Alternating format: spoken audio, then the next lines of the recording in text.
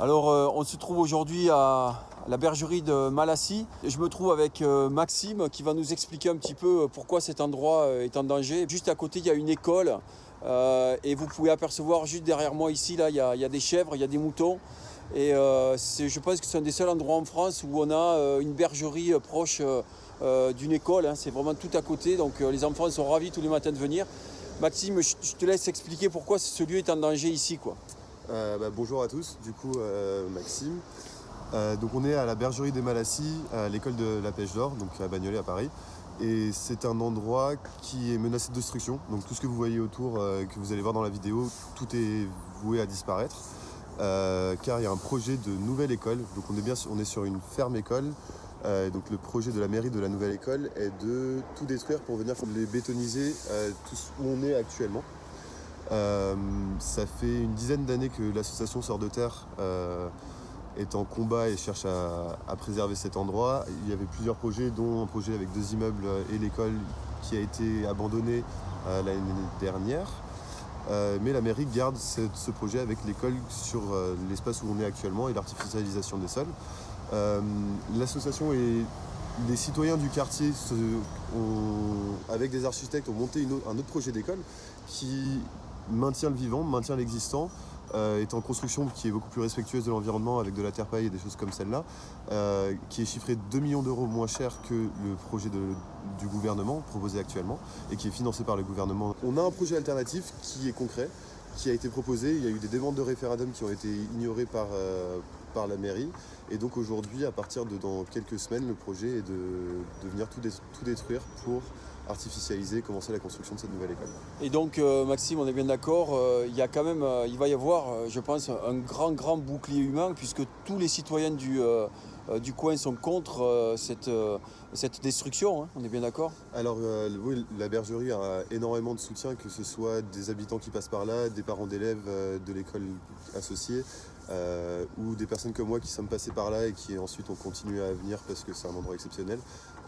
Donc après ils vont faire ça du 23 décembre au 5 janvier, donc c'est bien une période où les gens sont moins disponibles, mais clairement il faut venir soutenir et localement il va y avoir du monde a priori pour empêcher ça. Gilles, le berger de l'association, enfin la personne qui fait tout ça, travaille énormément avec donc, tous les enfants du quartier, mais aussi des associations de réinsertion, des handicapés, et donc tout ce que vous voyez qui est construit ici est construit avec des personnes et de manière collective.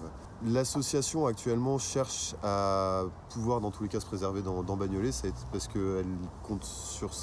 Enfin c'est ça, ce partage, cette biodiversité. Bon, mais en tout cas, toute l'équipe du GNSA, on vous soutient là-dessus. On va relayer grandement cette vidéo et puis on espère que, bien qu'il n'y aura pas une destruction au moment des fêtes, hein, parce que c'est toujours facile d'envoyer des bulldozers quand tout le monde est en vacances ou quand tout le monde est en famille. Je pense qu'il faut aujourd'hui qu'il y ait une vraie consultation citoyenne. Tout le monde en a ras-le-bol de ces projets qui sont coûteux, destructeurs d'espaces naturels, hein, en plein cœur de ville. Donc voilà, on parle aujourd'hui de zéro artificialisation des sols, donc c'est carrément plus possible, quoi. Fait un petit tour, voilà, pour montrer quand même ce que c'est cet endroit-là. Voilà, et on va faire plein de vidéos qu'on va insérer, bien sûr. Et dites-vous que tout ce que vous voyez, il compte le détruire, tout. D'accord. Merci en tout cas, Maxime. Bonne soirée. Merci Au revoir. Bonne journée.